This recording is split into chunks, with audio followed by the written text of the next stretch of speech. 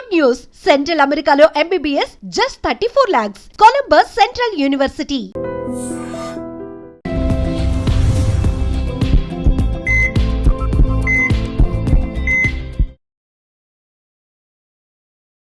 నమస్తే welcome back to iDream media మన ఆయుర్వేదం ప్రోగ్రామ్కి అందరికీ స్వాగతం. సో ఈరోజు టాపిక్ వచ్చేసి వెయిట్ లాస్. అబ్బా నువ్వు చెప్తావులేవమ్మా వెయిట్ లాస్ అంటావు, అవి తినాలంటావు, ఇవి తినొద్దంటావు అని చెప్తూ ఉంటారు కదా. అసలు తిండి తగ్గించుకోకుండా ఎలాంటి వ్యాయామం చేయకుండా బరువు తగ్గుతారు అంటే ఆల్ హ్యాపీస్ కదా. సో ఈరోజు నేనేం చేయనండి. నేను మార్నింగ్ వెళ్తాను, నేను వచ్చే వరకు ఈవినింగ్ అవుతుంది. అసలు నాకు వ్యాయామానికి టైం ఉండదు, లేదా ఒక డైట్ ప్లాన్ చేసుకోవడానికి టైం ఉండదు. నేను ఎలా వెయిట్ లాస్ అవ్వాలి అనుకునే అందరికీ, చాలామందికి నేను అసలు ఎలాంటి వ్యాయామం చేయను, అయినా కానీ నేను వెయిట్ లాస్ అవ్వాలి అనుకుంటూ ఉంటారు. మరి ఇది పాసిబుల్ అవుతుందా? మన ఆయుర్వేదంలో ఏమైనా చిట్కాలు ఉన్నాయా తెలుసుకుందాం. ప్రస్తుతం మనతో ఉన్నారు వంటింటి చిట్కాలకు కేర్ ఆఫ్ అడ్రస్ అయిన మధుసూదన్ శర్మ గారు. మాట్లాడేద్దాం. నమస్తే సార్. నమస్తే అమ్మా. ఎలా ఉన్నారు సార్? బాగున్నామ్మా. సో నేనే ఉన్నాను సార్. మార్నింగ్ వస్తే ఈవినింగ్ అవుతుంది వెళ్ళే వరకు. ఏదైనా కొంచెం తినేసి పడుకుందామా అనిపిస్తూ ఉంటుంది. ఎక్సర్సైజ్ చెయ్యాలి, లేకపోతే మార్నింగ్ లేవాలి అనేది అనిపించదు. లైట్స్‌కి కానివ్వండి, హెక్టిక్‌గా ఎప్పుడు కూర్చొని ఉండడం వల్ల కొంచెం లేజీగా అనిపిస్తుంటుంది. నా సమస్య కాదు, అందరి సమస్య.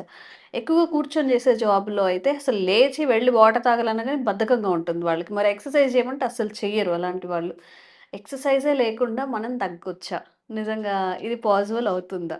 అత్యాస అంటారా? లేదమ్మా, మనసుంటే మార్గం ఉందమ్మా. ఆ! సో, మంచి ప్రశ్న అడిగారమ్మా. హ్మ్. చాలా మందిలో మనసులో ఏమో కుతూహలం ఉంటుంది గానీ, శరీరం సహకరించదు. అదే విధంగా మనసు సహకరించదు. అంటే పరిస్థితులు అలా ఉంటాయమ్మా. హ్మ్. యాక్చువల్‌గా ఏంటంటే, బరువుగా ఉన్నటువంటి ఒక వ్యక్తి బరువు తగ్గాలంటే ఆశించిన స్థాయిలో నార్మల్‌కు అంటే అతను ఉన్న ఆ యొక్క ఎత్తుకి, వయస్సుకు తగినటువంటి బరువు ఉండాలంటే హ్మ్. ఆహారము, విహారము, ఔషధం ప్రధాన పాత్ర వహిస్తాయమ్మా. 3 ఆహారము, విహారము, ఔషధం. హ్మ్. సో, చాలామంది ఆహారాన్ని ఫాలో అవ్వమన్నా ఫాలో అయ్యేటువంటి వాడున్నారు. హ్మ్. అదేవిధంగా ఎన్ని రకాల మందులు మింగాలన్నా మింగమని చెప్పినా మింగేవాడున్నారు. హ్మ్. కానీ ఎక్సర్సైజ్ విషయానికొచ్చేసరికి నా వల్ల కాదంటారు. అది అవ్వదమ్మా అంటారు. నా వల్లనే కాదు సార్. మీరేమన్నా చెప్పండి. హ్మ్. ఫుడ్ విషయంలో కొంతవరకు మేమేదన్నా కూడా అడపదడప ఎప్పుడన్నా తీసుకున్నా ఒకవేళ నిగ్రహంతోనే ఉండగలం గానీ, హ్మ్. అదేవిధంగా మెడిసిన్స్ మీరు ఎన్ని రకాలు ఇచ్చినా తీసుకోగలం గానీ, ఎక్సర్సైజ్ ఎక్సర్సైజ్ అనేది చేయలేము అని. చేయలేం అని హ్మ్. కొంతమంది అంటారమ్మా. హ్మ్. సరే, దీనికి 2 రకాల కారణాలు చెప్తానమ్మా. హ్మ్. కొన్ని అనారోగ్య పరిస్థితుల వల్ల వ్యాయామం చేయలేరమ్మా. హ్మ్. ఎందుకంటే ఈ మోకాళ్ళ నొప్పులు ఉన్నటువంటి వాళ్ళు, సయాటికా పెయిన్ ఉన్నటువంటి వాళ్ళు, డిస్క్ ప్రాబ్లమ్స్ ఉన్నటువంటి వాళ్ళు, నడుము నొప్పి ఉన్నటువంటి వాళ్ళు, హ్మ్. ఇట్లాంటి ప్రాబ్లమ్స్ అయినటువంటి వాళ్ళు సలహా ఇవ్వడం సులభం గానీ, మరి ఆచరణకు సాధ్యం కాదమ్మా. అవును. సో, ఈ మెడ నొప్పులు ఉంటాయి. నడిచేటప్పుడు మరి అట్లా ఇట్లా కదలాల్సి వస్తుంది. సో, హ్మ్. ఈ కొంచెం డిస్కంఫర్ట్‌గా ఉండేటువంటి పరిస్థితి ఏర్పడుతుంది కాబట్టి, హ్మ్. అలాంటి పరిస్థితుల్లో వాళ్ళకు సలహా ఇచ్చినా పాటించలేరమ్మా. హ్మ్. అదొకటి. అదొక అనారోగ్య సమస్య. అటువంటి హ్మ్. అనారోగ్య సమస్యలున్నప్పుడు. హ్మ్. రెండోదేంటంటే, కుటుంబ పరిస్థితుల నేపథ్యం అమ్మా. ఆ! ఇంట్లో చిన్న పిల్లలుంటారు. ముఖ్యంగా ఆడవాళ్ళ గురించి చెప్తాను చూడమ్మా. అవును. ఇంట్లో చిన్న పిల్లలుంటారు. హ్మ్. అదేవిధంగా పెద్దవాళ్ళని చూసుకోవాల్సిన పరిస్థితి ఆడవాళ్ళకుంటుంది. హ్మ్. సో, బెడ్ రిడన్ పేషెంట్స్ ఉంటారు. లేకపోతే అవును. అనారోగ్యంగా ఉన్నటువంటి పెద్దవాళ్ళు, ముసలి వాళ్ళు, వయసొచ్చినటువంటి వాళ్ళుంటారు. సో, వాళ్ళకు అన్ని రకాల సదుపాయాలు కలుగజేయాలంటే మరి ఇంట్లో ఆడవాళ్ళుండి ఏదో చేస్తుంటాయి కదమ్మా టయానికి. అవును. సో, టైం తప్పితే మళ్ళీ వాకింగ్ దానికి వీలు పడదు వాళ్ళకు. ఏమన్నా హ్మ్. వాకింగ్ అంటే ఉదయం, సాయంత్రమే జనరల్‌గా వాకింగు. ఉదయం చాలా బిజీ షెడ్యూల్స్ ఉంటాయి. తర్వాత ఈవినింగ్ బిజీ షెడ్యూల్స్ ఉంటాయి.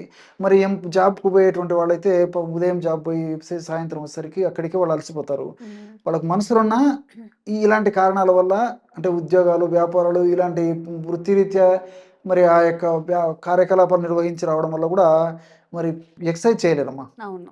సో, మరి ఇలాంటి వాళ్ళ కోసం మీరన్నట్లేమంటే మనసుంటే మార్గం ఉంది. పట్టుదలగా కృషితో సాధించవలేటువంటి ఆ యొక్క తపనుంటే మాత్రం సాధించవచ్చమ్మా. హ్మ్. ఎలాగంటే అమ్మా, రోజు 3 సార్లు డైట్ తీసుకోవాలి. హ్మ్. ఎలాంటి డైట్ కూడా చెప్తామా. సింపుల్ అమ్మా. ఒక 15, 20 రోజులు అలవాటు చేసుకుంటే చాలమ్మా. ఓకే. అది కూడా పెద్ద కష్టమేం కాదు. హ్మ్. సో, మార్నింగ్ కంపల్సరీగా వారంలో కనీసం 5 రోజులు, 6 రోజుల పాటు ఉదయం పూట స్ప్రౌట్స్ తినాలమ్మా. ఓకే. మొలకెత్తినటువంటి విత్తనాలు. హ్మ్. సో, మనకు ఈ మధ్య కాలంలో బయట మార్కెట్‌లో కూడా దొరుకుతున్నాయమ్మా. ప్రాబ్లమ్ ఏం లేదు. హ్మ్. మొలకెత్తిన లేకపోతే ఇంట్లోనే తయారు చేసుకోవచ్చు. హ్మ్. సో, పెసలు, శనగలు ఇలాంటివి మొలకెత్తించేసి ఆ విత్తనాలు, హ్మ్. అందులో ఈ టమోటా ముక్కలు, తర్వాత కీరా దోస, హ్మ్. తర్వాత పుదీనా, తర్వాత కొత్తిమీర, కరివేపాకు, జీరా పౌడరు, పెప్పర్ పౌడరు, నిమ్మరసము, వాట్ నాట్ ఎల్స్ అమ్మా. ఎంత రుచికరంగా కావాలంటే ఆ విధంగా తర్వాత ఉల్లిపాయ ముక్కలు ఓకే. చాలా టేస్టీగా తయారు చేసుకోవచ్చమ్మా. ఏ ప్రాబ్లం ఉండదు. ఆ ఉప్పు లేని లోటు కూడా ఈ యొక్క నిమ్మరసం ఇవన్నీ కలవడం వల్ల, మిరియాల పొడి కలవడం వల్ల ఉప్పు లేని లోటు కూడా తెలియదమ్మా అలాంటి ఓకే. పదార్థాల్లో. సో క్యారెట్ ముక్కలు, బీట్రూట్ ముక్కలు ఇవన్నీ వేసుకొని తీసుకోవచ్చు బ్రహ్మాండమైనటువంటి పద్ధతిలో. వారంలో 5 రోజులు 6 రోజులు కంపల్సరీ అమ్మా. 1 or 2 early days morning breakfast లాగా. బ్రేక్ఫాస్ట్ టైంలో. ఓకే. సో రిమైనింగ్ డేస్ మీ చాయిస్ అమ్మా. వారంలో పెండింగ్ పెట్టుకొని ఏదైతే తినాలనుకున్న ఒక చీట్ టిఫిన్ మీల్ లాగా 2 రోజులు. 2 days మీ ఓకే. ఇష్టం అమ్మా. పూరీలు, ఇడ్లీ, చపాతీ, మనసులో దోస అన్ని. లిస్ట్ రాసి పెట్టుకోండి. ఆ 2 daysలో ఏమన్నా తినండి. ఓకే. 5 days మాత్రం కంపల్సరీ ఫాలో కావాలి ఓకే. అమ్మా. ఇది మార్నింగ్. మ్మ్. So breakfast. మధ్యాహ్నం వచ్చేసమ్మా, మధ్యాహ్నం భోజనం చేసేటప్పుడు కూడా, ఎందుకంటే మనం అంతా బియ్యం లేని మన ప్రాణాలు ఉండలేవు కదమ్మా. అవును. సో ఆ విధంగా అన్నం తినకపోయేసరికి కూడా మనసు లాగుతుంటుంది. ఆ వెయిట్ తగ్గే నాకైతే పరిస్థితి. 2 రోజులు 3 రోజులు మానేస్తే బెంగగా ఉంటుంది. చాలా మంది కూడా ఏదో కోల్పోయినట్టుగా అలా అనిపిస్తుంటది. ఎగ్జాక్ట్ అమ్మా. రైస్ లేకపోతే అంత అడిక్ట్ అయిపోయాం రైస్ కి. అవునవునమ్మా. చాలా మంది అంతేమ్మా. మేము ప్రాక్టీస్ లో కూడా చూస్తుంటాం కదా, సార్ ఇది కాకుండా మీరు ఏదైనా చెప్పండి సార్, అన్నం మానంది మేము అన్నం ఉండలేము సార్, మాత్రం మమ్మల్ని మానేయమని చెప్పొద్దు. మా వల్ల కాదు సార్ అని చెప్పి చెప్తున్నాం. మీరు ఎన్ని శిక్షణ పెట్టండి భరిస్తాం, కానీ ఇదైతే మా వల్ల కాదంటున్నామా.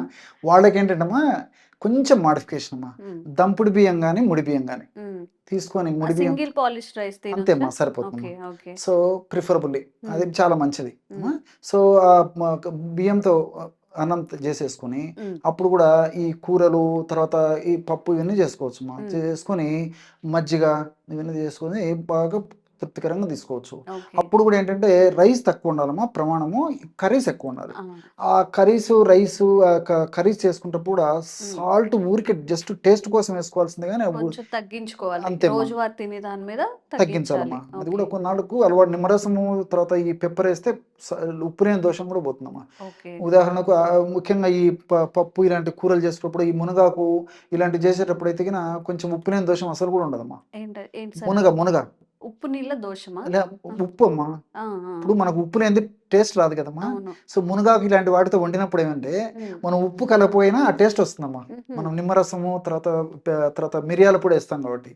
సో ఆ విధంగా రైస్ తగ్గించుకొని కూరలు ఎక్కువ కలుపుకొని తినేసేసి తినేయచ్చు. మధ్యాహ్నం పెరుగు కానీ మజ్జిగ కానీ తినేసేయచ్చు. అయిపోయింది.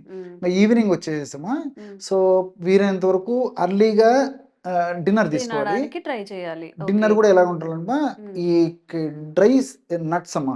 అంటే ఇప్పుడు పుచ్చకాయ గింజలు, తర్వాత గుమ్మడి, దోస విత్తనాలు, తర్వాత ఇలాంటివన్నీ చిన్న సన్ఫ్లవర్, పొద్దుతిరుగుడు విత్తనాలు, ఇవన్నీ ఒక హాఫ్ టీ స్పూన్ అలా తీసుకొని నానబెట్టేసుకోవాలా? ఒక 7-8 గంటలు నానబెట్టేదమ్మా. మధ్యాహ్నం నానబెట్టినా లేదా 10-11 ఆ టైం నానబెట్టేసి ఈవినింగ్ అంతా బాగా నానిపోయిన టైమా.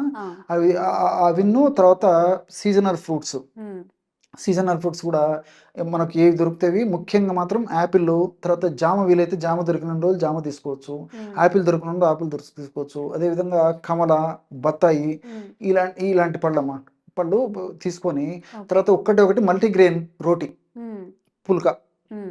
సో మల్టీ మిల్లెట్ కానీ మల్టీ గ్రెయిన్ కానీ ఆ పుల్కా తయారు చేసుకొని, అందులో కూడా దాదాపు ఒక 1/2 కిలో 1/2 కిలో ఆ వెజిటబుల్ కూరమ్మా. లీఫీ వెజిటబుల్ కానీ నాన్ లీఫీ వెజిటబుల్ కానీ కూర రెండు కలిపి కానీ అమ్మా. సో ఆకుకూరలతో చేసింది కానీ కూరగాయలతో చేసింది కానీ రెండు కలిపి కానీ ఇంచుమించు దాదాపు 1/2 కిలో నుంచి 1/2 కిలో కూర చేసుకోవాలమ్మా. అక్కడ కూడా బాగా గుర్తుపెట్టాల్సింది.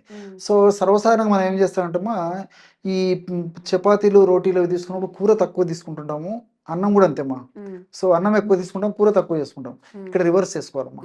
సో ఈ కూరను చపాతీని నంచుకున్నట్లు, చపాతీని కూరలాగా భావించేసేసి కూర తీసుకొని చపాతీ నంచుకొని తిన్నట్లు తినాలమ్మా. సో అలా తినేసేసి ఏదైనా సలాడ్స్ అవి తీసుకున్నా సరిపోతుందమ్మా. సో ఈ విధంగా ఈవినింగ్ డిన్నర్ పూర్తి చేసేయాలి.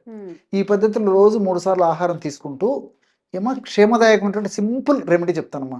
చాలా సింపుల్, చాలా చీపు, చాలా ఎఫెక్టివ్గా పనిచేస్తుంది.